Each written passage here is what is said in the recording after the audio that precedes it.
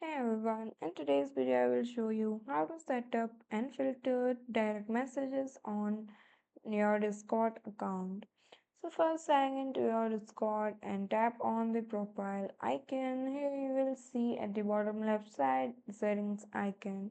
So you just have to click on that.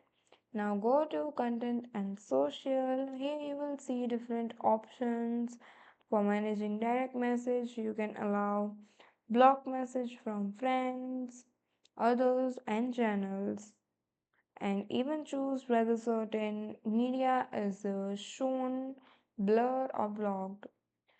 Now, for direct messages spam, filters all DMs, filter from non friends, or filter allow all messages.